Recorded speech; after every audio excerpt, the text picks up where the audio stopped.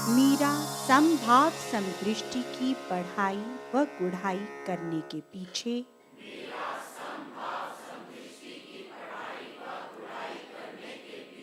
मुख्य उद्देश्य है अपने यथार्थ में बने रहने हेतु आत्मज्ञान द्वारा मन वचन कर्म से आत्मभाव अनुसार हर प्राणी के प्रति परमात्म दृष्टि व वृत्ति अपनाकर अपने आत्मबल का भरपूर प्रयोग करते हुए अब तक धारण किए हुए सूक्ष्म से सूक्ष्म दोषों का निवारण कर श्रेष्ठ, विद्वान, गुणवान, बलवान, धनवान, बुद्धिमान व ज्ञानवान बन सज्जन भाव का बर्ताव कर एक अच्छे इंसान की तरह जीवन जीने के योग्य बनना। मैं जानता हूं कि यही युक्ति ही मेरे हृदय में शांति रूपा शक्ति द्वारा मुझे सदा हर विकृति व अमंगल से रक्षित रखने का अचूक हथियार है। इस हेतु मैं अपनी इसी उद्देश्य सिद्धि के लिए सर्वव्यापक भगवान से बल, बुद्धि व सुमति प्रदान करने की प्रार्थना करता हूँ।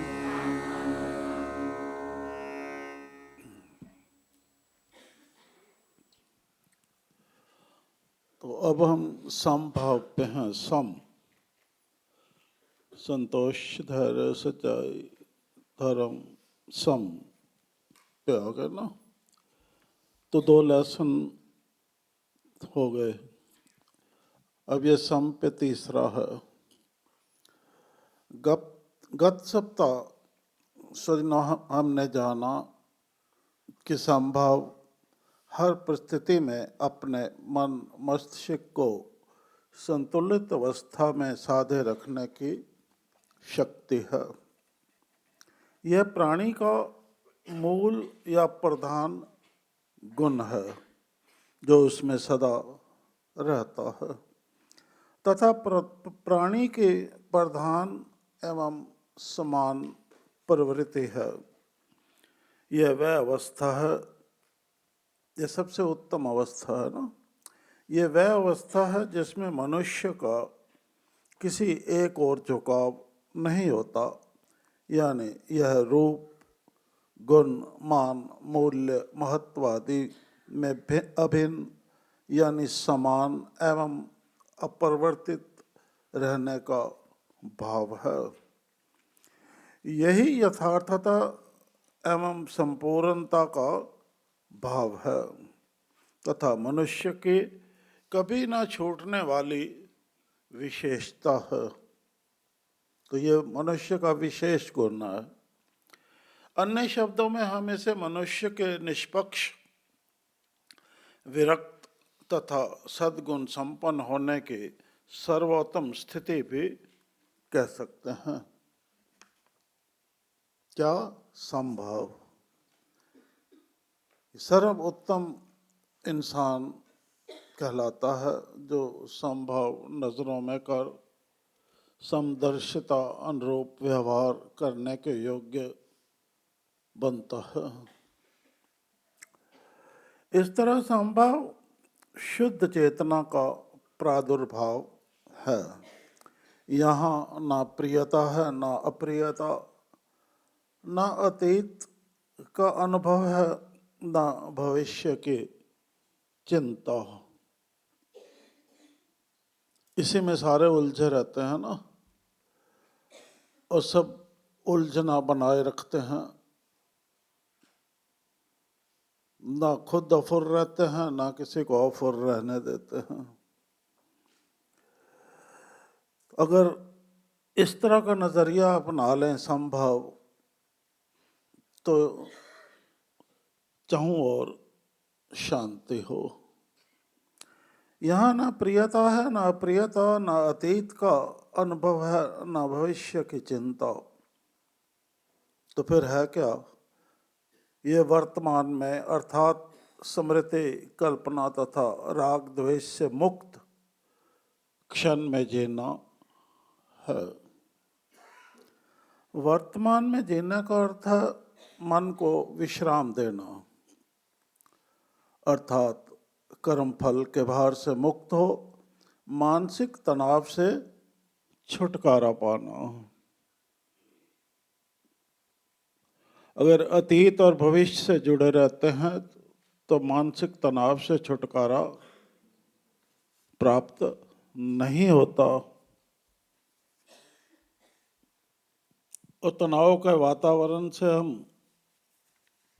खुद तो परेशान रहते ही हैं, संगी साथियों को भी उसमें लपेटे रखते हैं।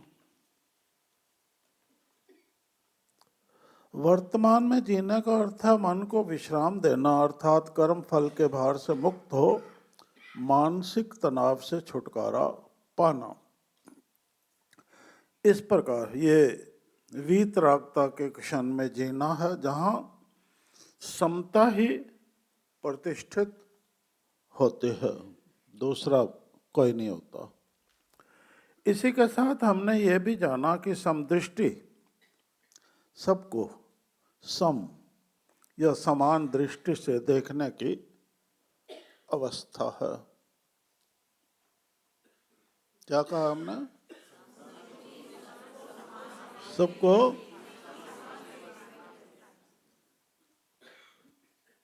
इसकी उपासना करो।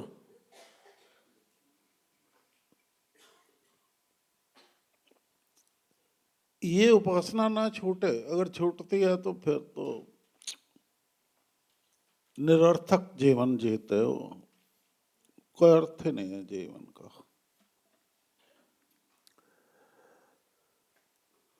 इससे सजनों ये स्पष्ट हुआ कि बिना संभाव के यथार्थ ज्ञान नहीं होता, तो झूठ का सहारा लेते हैं, और यथार्थ ज्ञान को व्यवहारिक रूप दिए बिना, जब तक वो ज्ञान ना हो और उसको व्यवहारिक रूप ना दें, तब तक समदृष्टि नहीं होती। समझ आई बात? तब तक समदृष्टि नहीं होती, यानी संभाव मूल आधार है, वह समदृष्टि। संभाव क्या है? मूल आधार है। वो समदृष्टि आत्मक स्तर पर साधक की उपलब्धि। अब इस उपलब्धि का मूल आधार क्या है? समदृष्टि की।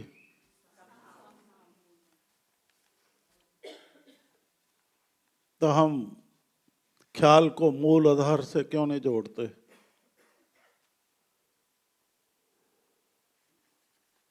ख्याल को माया से जोड़ लेते हैं, ख्याल को संयोग वियोग से जोड़ लेते हैं, बस फंस गए उलझन में। वो तो वही होगी, किश्ती डोले अध विचकार, चीखा मारते रहो, कोई सुनाई हो ही नहीं सकती। इससे सजनों ये स्पष्ट हुआ कि बिना संभाव के यथार्थ ज्ञान नहीं। समझ आ रही बात? और यथार्थ ज्ञान को व्यवहारिकता रूप दिए बिना समदृष्टि नहीं होती, यानी संभाव मूल आधार है, वह समदृष्टि आत्मिक स्तर पर साधक की उपलब्धि है। जो संभव का साधक होता है, ये उसकी उपलब्धि है, समदृष्टि।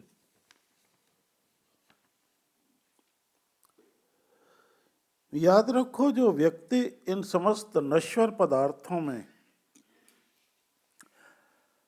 नाशरहित परमेश्वर को, नश्वर पदार्थों में नाश रहित परमेश्वर को संभाव से स्थित देखता है। अब ये क्रिया करने की बात है।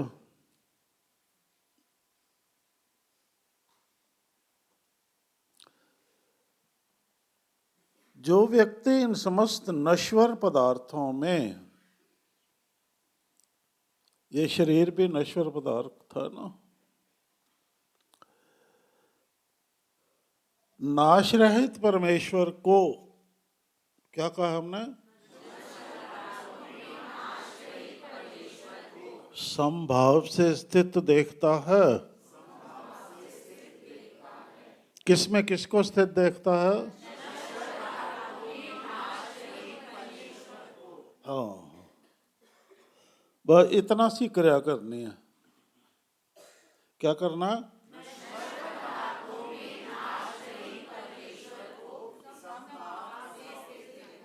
संभाव से स्थित देखता है, वही और केवल वही यथार्थ रूप में समदृष्टि होता है। अब तो बिल्कुल स्पष्ट है ना, स्पष्ट है बिल्कुल, वही समदृष्टि होता है।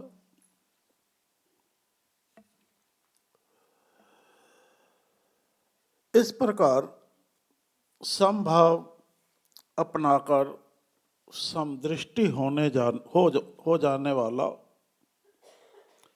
इस प्रकार ये नतीजा आ रहा। नतीजा अगर अच्छा लगे नतीजा तो ठीक है, अपना लो फिर। इस प्रकार संभाव अपनाकर समदृष्टि हो जाने वाला साधक परम गति को प्राप्त होता है, जीवन का लक्ष्य। अब एक पैरे को ही आप अमल में लाओ तो सारा काम हो जाता है। इस संदर्भ में सज्जनों, ये तो सब स्वीकारेंगे, मुख्य बात यही है जो बताई गई है, बाकी तो सारा उसका विस्तार आएगा। इस संदर्भ में सज्जनों, ये तो सब स्वीकारेंगे कि हम सभी, अब हम क्यों नहीं हो पाते समदृष्टि? अब आत्मनिरीक्षण करना कि हम सभी सुख प्राप्त करना चाहते हैं।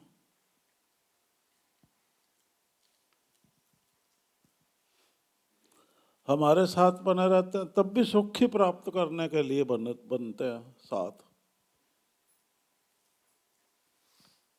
कि नहीं? सुख प्राप्त करना चाहते हैं, उसके पीछे दौड़ते हैं। हमारे पीछे नहीं दौड़ते। जो हमसे प्राप्त करना चाहते हैं उसके पीछे दौड़ते हैं।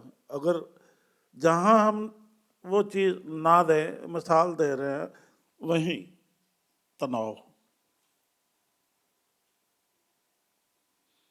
वहां हमारी मर्जी भी नहीं चलने देंगे, अपनी मर्जी से, वहीं झंझट। ऐसे ही होता है ना। वैसे मिसाल दे रहे हैं आपको, ये मतलब आम जो आपस में होता है वो होता है। इस संदर्भ में सज्जनों, ये तो सब स्वीकारेंगे कि हम सभी सुख प्राप्त करना चाहते हैं, उसके पीछे दौड़ते हैं, उसको प्राप्त करने के लिए हर प्रकार का प्रयत्न करते हैं, साधन जुटाते हैं। किंतु वास्तविकता ये है कि सुख किस वस्तु में है वह हम जानते नहीं।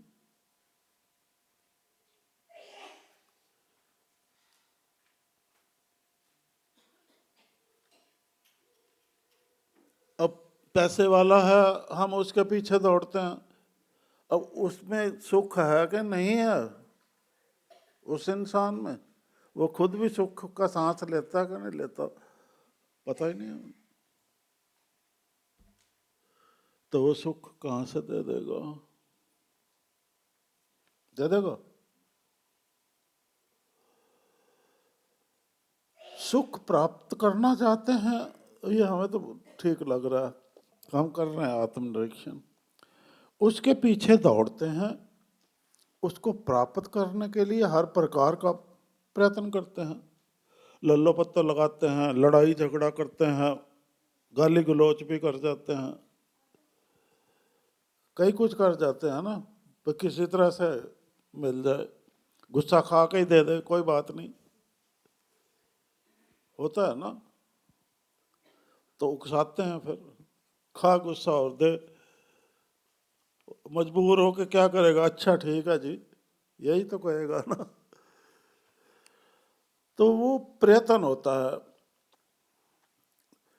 साधन जुटाते हैं, किंतु वास्तविकता ये है कि सुख किस वस्तु में है ये हम जानते नहीं। यही कारण है कि हम स्थायी आनंद के स्थान पर क्षणिक सुख को ही असली सुख मानकर उसी से खुश हो जाते हैं।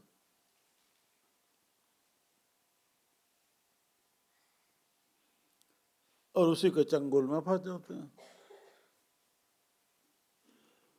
उसने 5,000 रुपये दे दिए, फंस गया हम उसी के चंगुल में। सुख क्षणिक, उसने जरा सा प्यार कर दिया, फंस गए हम।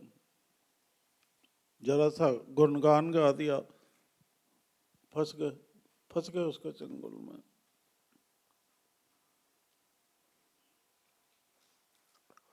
इस संदर्भ में सज्जनों ये याद रखो कि वास्तव में स्थायी सुख आत्मिक आनंद की प्राप्ति में है, शारीरिक सुख की प्राप्ति में नहीं है।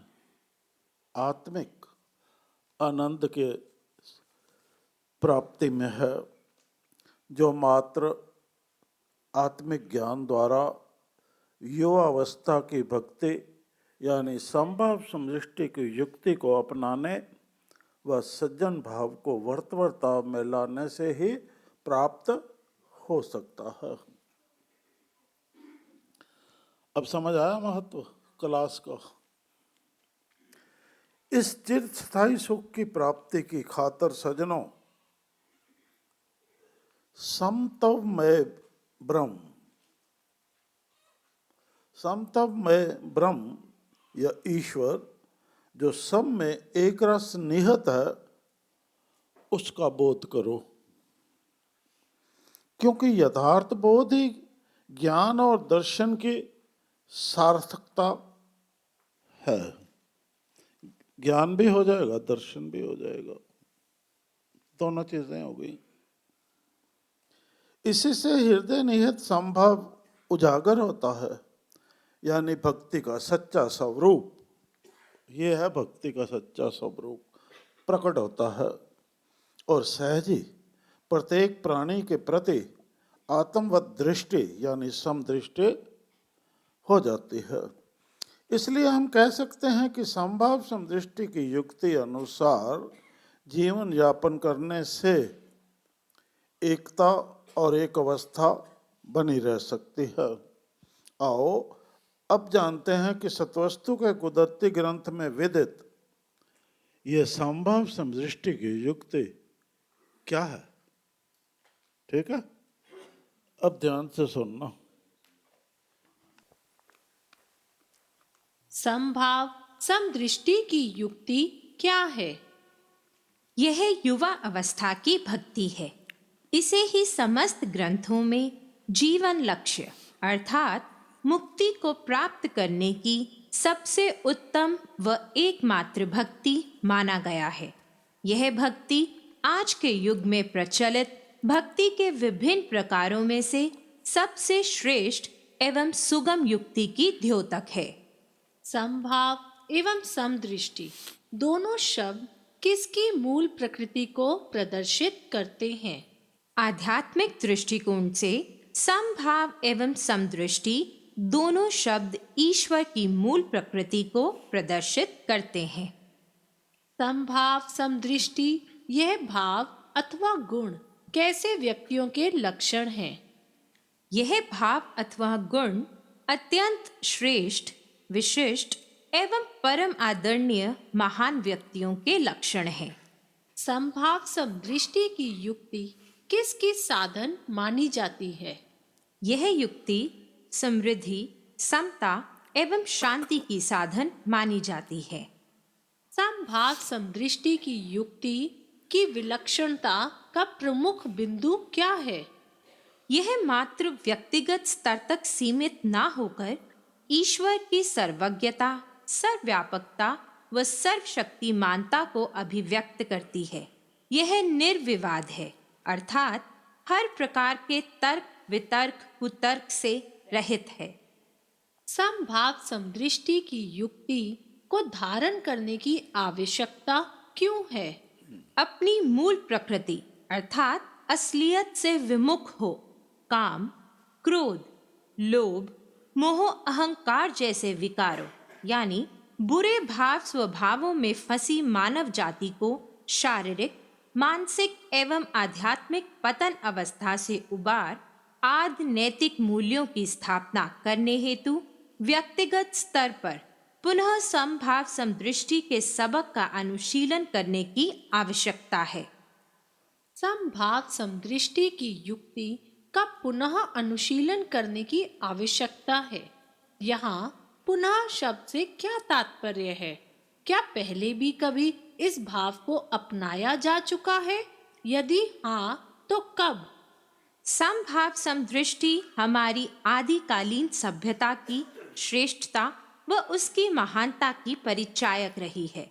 इस सर्वोत्कृष्ट भाव को अपनाकर व अमल में लाकर ही आदिकालीन सभ्यता व संस्कृति ने अर्थात सतयुग के मनुष्यों ने विकास के चरमोत्कर्ष को छूकर जीवन के हर क्षेत्र में, चाहे वह आध्यात्म रहा, कला कौशल रहा, ज्ञान विज्ञान रहा, शारीरिक मानसिक अवस्था रही या अन्य कोई क्षेत्र, अपने संपूर्णतः विकसित होने का प्रमाण दिया व एक आत्मा हो एकता, शांति व आनंद से जीवन जिया। चूंकि अब भी सतयुग आना है, अतः इस युग में प्रवेश पाने हेतु वैसा ही आचार, विचार व व्यवहार संबंधी विधान अपनाकर तदनुकूल सदाचार दर्शाना अनिवार्य हो गया है, जो कि मात्र समभाव समदृष्टि की युक्ति को अमल में लाने से ही संभव हो सकता है।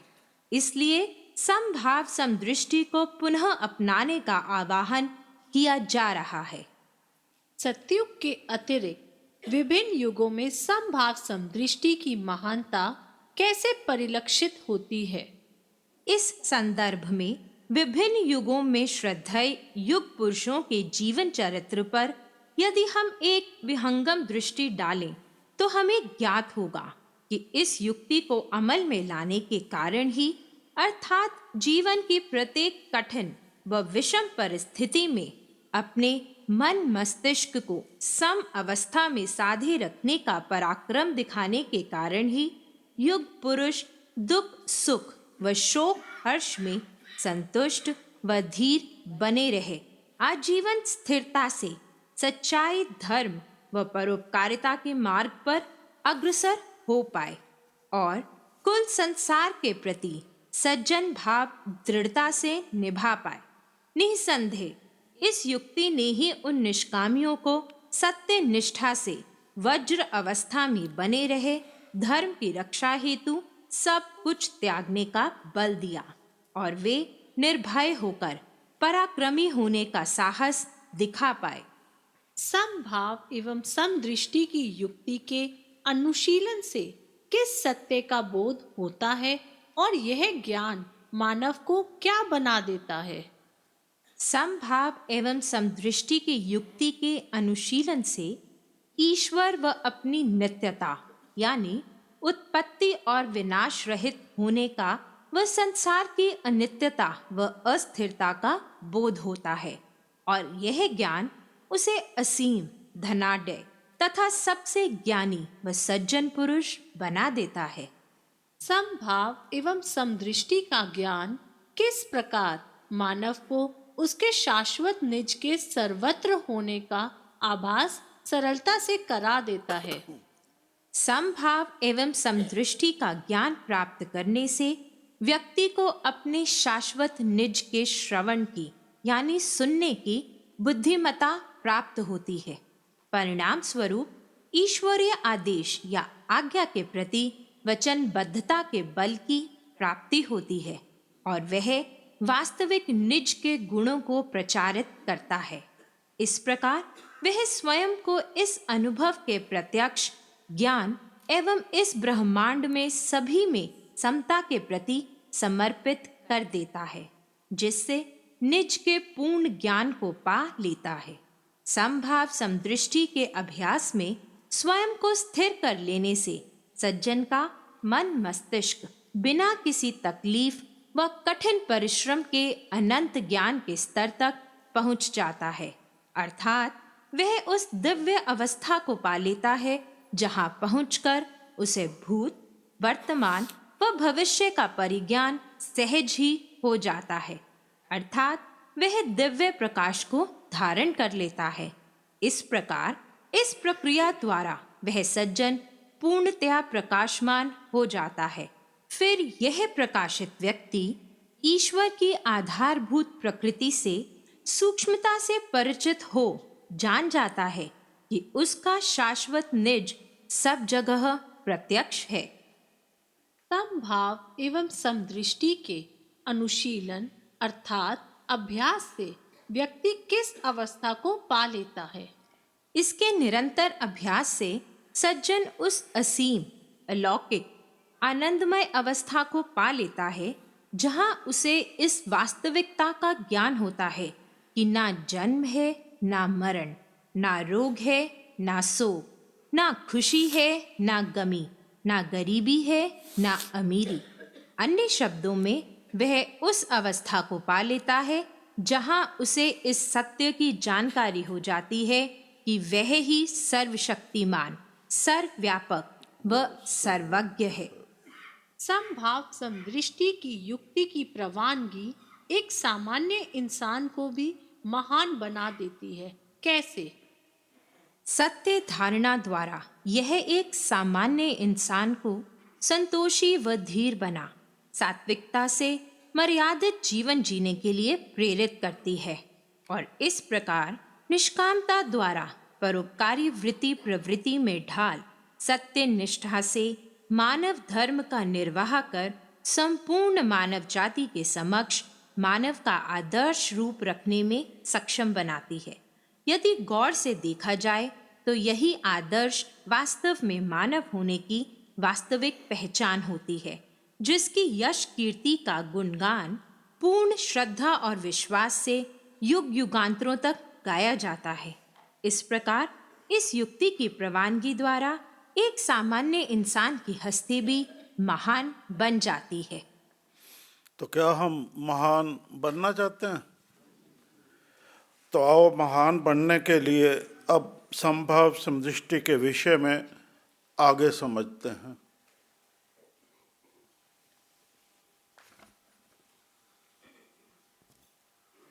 सत्वस्तु के कुदरती ग्रंथ में समभाव समदृष्टि को किस प्रकार वर्णित किया गया है? संतोष, धैर्य, सच्चाई, धर्म धारण कर मन वचन कर्म को पवित्र व स्वतंत्र अवस्था में साधे रखना है। तात्पर्य है कि नकारात्मकता से विमुक्त हो ईश्वर की सर्वव्यापकता के प्रति दृढ़ विश्वास रखते हुए जंचर बंचर जड़ चेतन में एक निगाह, एक दृष्टि रखनी है। अपने मन, वचन व कर्म को पवित्र एवं स्वतंत्र अवस्था में साधे रखने के लिए क्या आवश्यक है? अपने मन, वचन व कर्म को पवित्र एवं स्वतंत्र अवस्था में साधे रखने के लिए आवश्यक है कि हम अपनी सत्ता का आधार इस ब्रह्मांड के दिव्य स्रोत अर्थात ईश्वर को बनाएं तथा उसके दिव्य आदेशों के प्रति वचनबद्धता में स्थिर बने रहें। समभाव एवं समदृष्टि का अनुशीलन करने हेतु एक मानव के अंदर क्या विशेषताएं होनी आवश्यक हैं? बचपन से ही समभाव एवं समदृष्टि का अनुशीलन करने के लिए दृढ़ हो जाए तथा मन, वचन व कर्म से ईश्वरीय संविधान अनुसार कार्य करना सुनियोजित करें। याद रखो, इसका मूल सिद्धांत है एक दृष्टि एक दर्शन। विचार ईश्वर आपनु मान, अब विचार ईश्वर एक जान। इस यथार्थ को सदैव याद रखें। शब्द है गुरु, शरीर नहीं है, अर्थात किसी व्यक्ति के चित्र, मूर्ति या आकृति का ध्यान या उपासना न करे, अपितु शब्द को ही अपना गुरु माने। संतोष, धैर्य, सच्चाई, धर्म तथा इनसे जुड़े अन्य दिव्य गुणों को दृढ़ता से धारण करें। इस सत्य को स्वीकारें कि ईश्वर सर्वशक्तिमान, सर्वव्यापक व सर्वज्ञ है। यह स्वीकारें कि हम सभी समान हैं तथा हमारा मन मस्तिष्क सभी प्रकार के भेदभावों व द्वैत भावों अर्थात जात पात, रंग भेद, धर्म, नस्ल, अमीरी गरीबी इत्यादि से परे है। ईश्वरीय गुण धारण करने तथा जीवन की प्रत्येक अवस्था में स्वयं को संतुलित एवं सब अवस्था में बनाए रखने हेतु अपने व्यवहार, आचरण, आदतों व जीवन शैली को बदलें।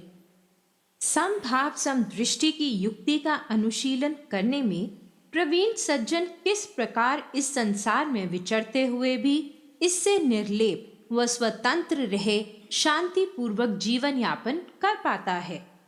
जीव, जगत व ब्रह्म के यथार्थ से परिचित होने के कारण समभाव समदृष्टि की युक्ति में प्रवीण सज्जन यह भली भांति जानता है कि यह संसार निस्सार है और इसके साथ जुड़ने का अर्थ है अपने हृदय में ऐसे क्षण भंगुर अनित्य भाव को उपजने का अवसर प्रदान करना जो अपने आप में संदेहास्पद व परिवर्तनशील हो। इसी आशय से वह जगत में विचरते हुए भी उसके नित्य प्रति बदलते दृश्यों के साथ जुड़ता नहीं, अपितु इसके स्थान पर हर क्षण अपने अविनाशी व त्रिकाल व्यापी होने के सत्य का बोध कर उसी असलियत स्वरूप में निष्काम भाव से ठहरा रहता है। यही कारण है कि संसार का हर प्रभाव व प्रयत्न उसके सामने निष्फल हो जाता है और वह शाश्वत भाव से सदा स्वतंत्र बना रहे आनंदमय जीवन यापन कर पाता है। हम अपने अंदर इस विश्वास को दृढ़ता से कैसे स्थापित करें कि हम समभाव समदृष्टि की युक्ति को अमल में ला सकते हैं? इस हेतु हमें उस ईश्वर का धन्यवाद करते हुए यह स्वीकारना है कि उसने हमें बुद्धि रूपी विशेष गुण प्रदान कर इस ब्रह्मांड की समस्त कलाकृतियों में सर्वश्रेष्ठ बनाया। यही नहीं, हम इस विशिष्ट गुण का सदुपयोग कर ब्रह्म, जीव और जगत के सत्य का बोध करते हुए यथार्थता अनुरूप जीवन जीने योग्य बने। इसके लिए उसने हमें विवेक शक्ति भी प्रदान की। तो अपनी इन्हीं विशिष्टताओं के आधार पर हम आत्मिक ज्ञान को आत्मसात कर सर्व एक आत्मा के सत्य को जान सकते हैं, यानी समभाव समदृष्टि की युक्ति को अमल में ला सकते हैं। समभाव समदृष्टि की युक्ति अपनाने से एक साधक को क्या लाभ होता है? वह अपने संकल्प कुसंगी को संगी बनाकर उस पर फतेह पाने में कामयाब हो जाता है। उसके संतोष, धैर्य और सच्चाई धर्म के चारों सवाल हल हो जाते हैं। उसे बल की प्राप्ति होती है व उसकी भक्ति प्रबल व शक्ति ताकतवर हो जाती है। उसके स्वभावों का घटता बढ़ता टेम्परेचर सम हो जाता है। शारीरिक, मानसिक व आत्मिक रूप से वह पूर्ण स्वस्थ हो जाता है। उसका पुरुषार्थ, आत्मविश्वास व पराक्रम नौजवान युवा अवस्था में आ जाते हैं। उच्च बुद्धि, उच्च ख्याल हो, उसे अपनी असली ताकत का एहसास हो जाता है।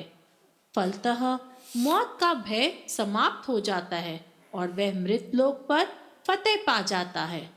इसी तरह जीवन के प्रमुख उद्देश्य अर्थात सत्य आत्मज्ञान की प्राप्ति के साथ साथ पृथ्वी को यथार्थ रूप में शांतमय बनाना संभव हो जाता है। समभाव समदृष्टि की युक्ति का अनुशीलन करने वाले मानव को ऊपर वर्णित लाभों के अतिरिक्त सर्वश्रेष्ठ उपलब्धि क्या होती है? वह निर्बाध समदर्शी हो जाता है। सहजता से अपनी हस्ती की अजरता अमरता का बोध कर अपने त्रिकाल व्यापी होने का रहस्य जान सकता है। उसकी मानवीय हस्ती प्रशंसनीय व प्रेरणादायक हो जाती है। यश कीर्ति की प्राप्ति के साथ साथ वह मानवीय चोले की उपयोगिता को सिद्ध कर निष्कामता व परोपकारिता की आदर्शतम मिसाल कायम करने में यानी सबके लिए सदाचार का मार्ग प्रशस्त करने में कामयाब हो जाता है। यही उसके जीवन की सबसे बड़ी उपलब्धि होती है। तो क्या हम निष्कामी व परोपकार प्रवृत्ति बनना चाहते हैं? हाँ? तो फिर इधर ध्यान दो। आओ आप संभव समदृष्टि की युक्ति का संदेश जो है सज्जन भाव का प्रसार व इस महान युक्ति को अमल में लाने का वैज्ञानिक तरीका समझते हैं। बिल्कुल ध्यान से सुनना। वैज्ञानिक तरीका है ना, तो ध्यान से सुनने की बात है। समभाव समदृष्टि की युक्ति हमें क्या संदेश दे रही है? सज्जन भाव की पढ़ाई व गुढ़ाई द्वारा अपने ख्याल को एक भाव में स्थिरता से साधे रखने में पारंगत हो इस मृत लोक पर फतेह पाने का संदेश दे रही है। मृत लोक पर फतेह ये कैसे संभव हो पाएगा? जब हम अज्ञान यानी मोह निद्रा में सोए हुए सुचेत हो जगत में भटकते हुए अपने ख्याल को ध्यान द्वारा उस आद चेतन सत्ता के साथ जोड़ अपने हृदय में वेद विदित सत्य ज्ञान को पढ़ समझ व धार पाएंगे। समभाव समदृष्टि की युक्ति को अमल में लाने के लिए क्या करना है? सज्जन शब्द अपनाकर सज्जनता को हृदय में इस तरह से रमा देना है कि वह हमारा मूल गुण बन जाए, अर्थात सज्जन भाव को पूरी तरह से मन, वचन, कर्म द्वारा वर्ताव में ले आना है। इस हेतु सज्जन भाव का अपने अंदर वर्धन कर उसको दिल से स्वीकारना होगा और सत्य निष्ठा से उसके अनुकूल स्वयं को धर्म के रास्ते पर चलने के योग्य बनाना होगा। सज्जन भाव को धारे रखने व अमल में लाने हेतु क्या करना होगा? इसे अपने स्वभाव के अंतर्गत करना होगा, यानी भावोन्नति द्वारा अपने आप को सज्जन भाव के अनुकूल आचरण व व्यवहार करने के लिए बाध्य करना होगा। सज्जन भाव के अनुकूल आचरण व व्यवहार करने से क्या तात्पर्य है? सर्वव्यापक भगवान को हाजिर नाजिर जानकर परस्पर एक दूसरे के साथ यानी जनचर बनचर जड़ चेतन सबके प्रति मित्रवत व्यवहार करना होगा। अन्य शब्दों में सच जानना है व झूठ अंधेरा है। इस तथ्य का बोध कर अंदरूनी व बहरूनी दोनों वृत्तियों में सत्य ज्ञान धारणा द्वारा अपने ख्याल, विचार, बोलचाल, खान पीन यानी आचरण व वर्ताव को सत्य अनुरूप करना। सज्जन शब्द के वर्ताव द्वारा समभाव कैसे पकड़ में आ जाता है? सज्जन शब्द के वर्ताव से सारा ब्रह्मांड एक सज्जन हो जाता है, जिससे कोई संकल्प बाकी नहीं रहता। हम एक निगाह, एक दृष्टि हो अर्थात सर्वव्यापक ईश्वरीय सत्ता का बोध कर दिव्य दृष्टि प्राप्त कर लेते हैं।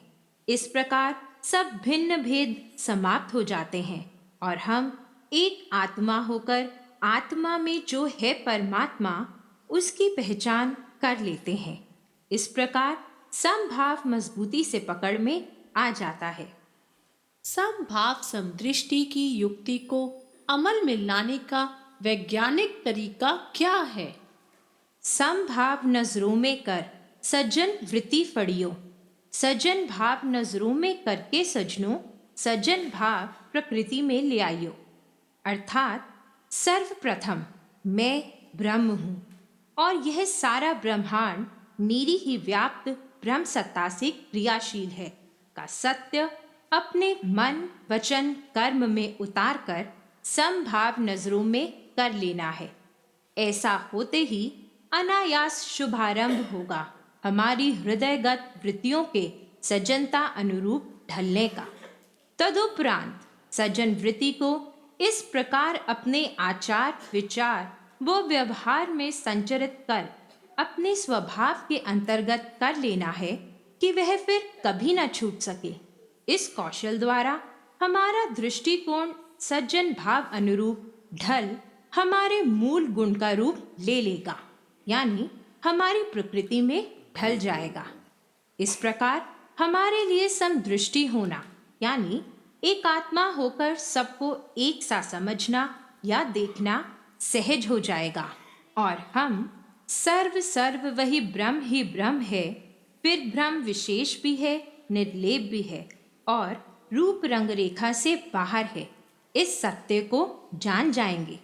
पूर्ण सफलता के लिए इस क्रिया को साधना व ध्यान द्वारा पूर्णतः निष्काम भाव से करना सुनिश्चित करना है।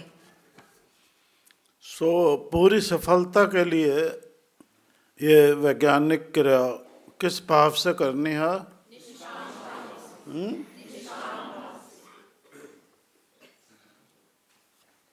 ये महत्व रखता है, कामना रहित होकर। कोई भी किसी कामना से नहीं करना, ठीक है? कामना रहित का मतलब है संकल्प रहित, तो सफलता प्राप्त हो जाएगी। स्पष्ट है सज्जनों, इस कुदरती वैज्ञानिक तरीके के अनुसार समभाव को नजरों में करने से सर्व एक आत्मा यानी एक तत्व का बोध होता है और मन में द्वैत पनपने की कोई गुंजाइश नहीं होती। हम कह सकते हैं कि जब एक मानव का नजरिया समभाव अनुरूप ढल जाता है तो स्वतः ही उस समदृष्टि की वृत्तियों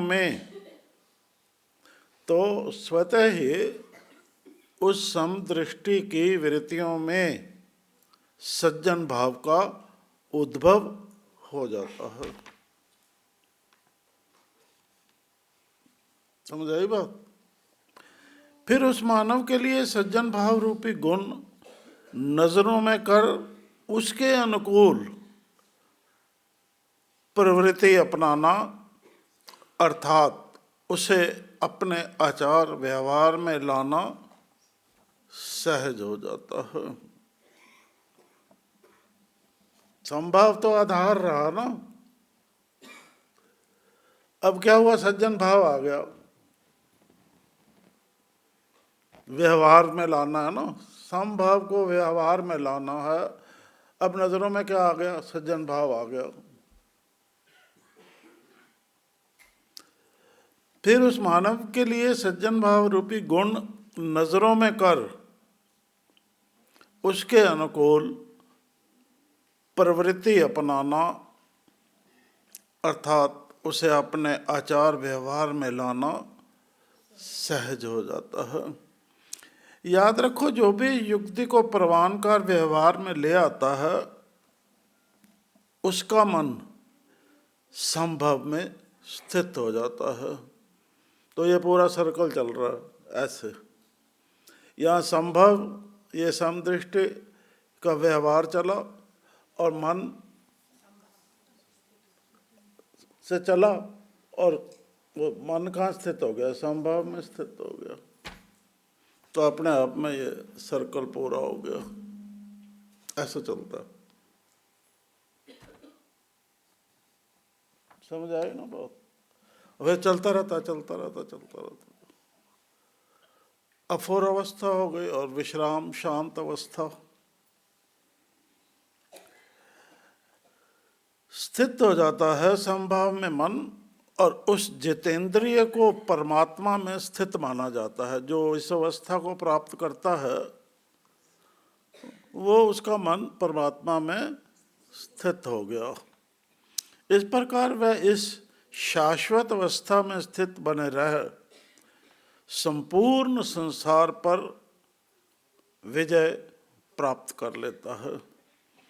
फिर वह हर शोक सुख दुख, प्रिय अप्रिय, सिद्धि असिद्धि, मान अपमान, संशय भरम, शुभ अशुभ व राग द्वेष आदि द्वंद्वों से रहित समान व स्थिर बुद्धि उस परमेश्वर में एक ही भाव से नित्य स्थित रहते हुए निर्विकार निश्चल शांत ब्रह्म को प्राप्त होता है, जहाँ कोई हलचल नहीं।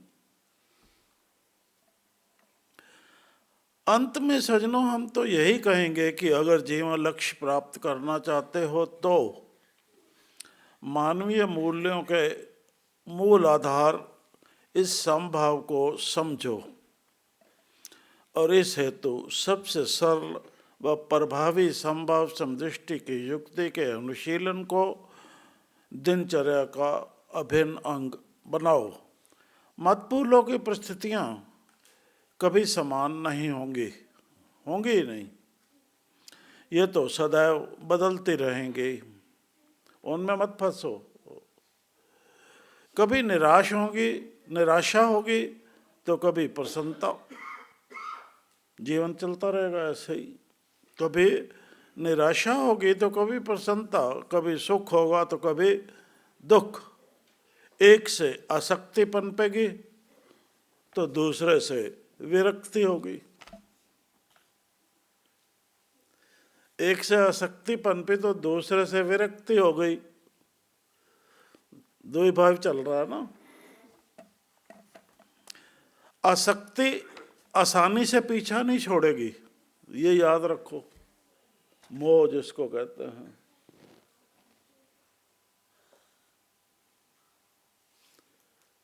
माँ बाप का बच्चों के साथ ही मोह हो जाता है,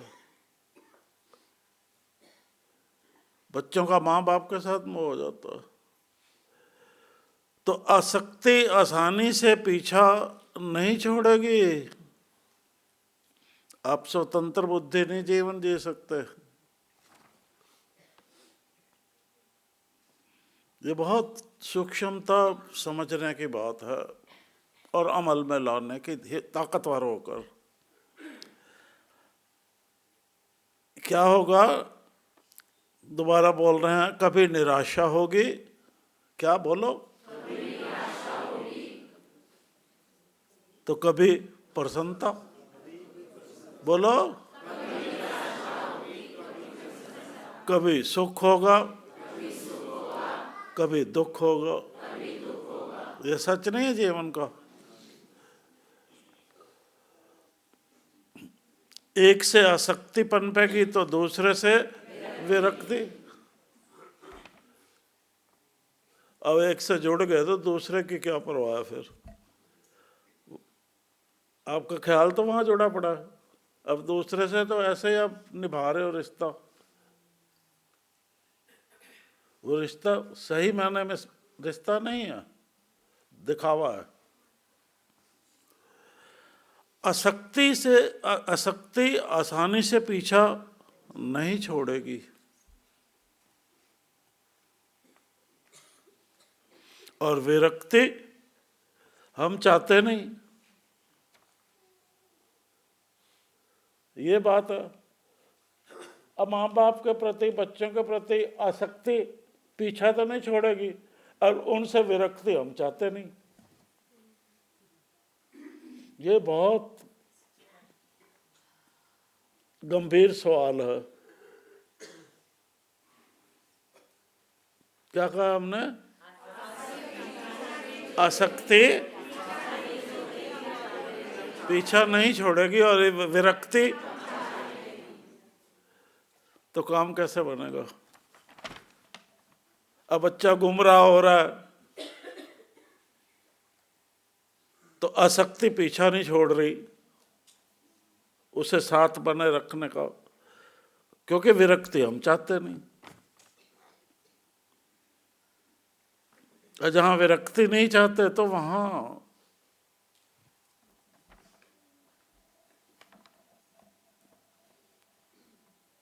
प्राप्ति कैसे होगी, स्वरूप में कैसे होगा? ये तो कमजोरी की निशानी है। इस पे कमजोर पड़कर हम अपना भी नुकसान करते हैं और उसका भी नुकसान करते हैं। जिसके प्रति आसक्ति होती है उसका भी नुकसान करते हैं, दोनों का नुकसान होता है। और इसका हमें ज्ञान बोध ही नहीं है कि हम क्या कर रहे हैं। हम मस्त हैं, तो हम क्यों कहें छेड़े कि नहीं? तो हम सज्जन तो नहीं है ना हकीकत में।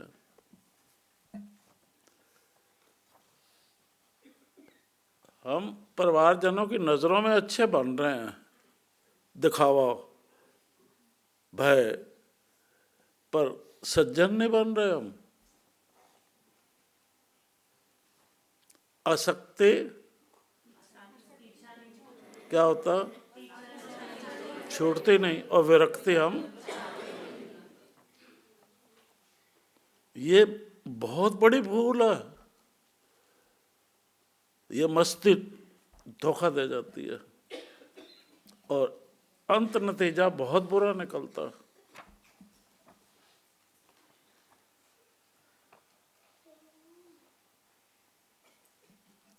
ये मनमानी करने का रास्ता देते हैं ना, और उत्साह देते हैं मनमानी करने की।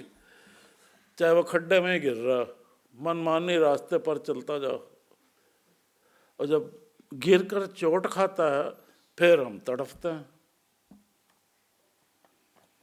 तो ऐसी परिस्थिति बनाने के लिए हम क्यों कमजोर पड़ते हैं? ऐसी परिस्थिति ना बने, अभी से संभाल लेना होता है, चाहे कुछ कठोर भी होना पड़े। ऐसे होता है। इस प्रकार दोनों ही परिस्थितियों में अंदर ये क्यों होता है?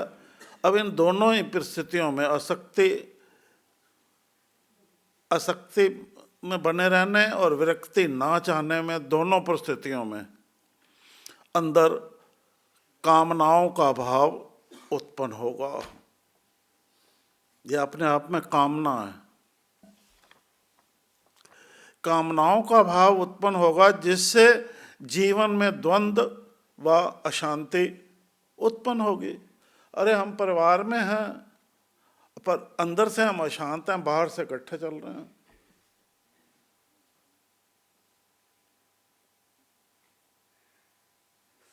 अंदर से तो भिन्न भेद है और बाहर से इकट्ठे बैठे हुए हैं, दुनिया को देख रहे, ये भी इकट्ठे बैठे हैं।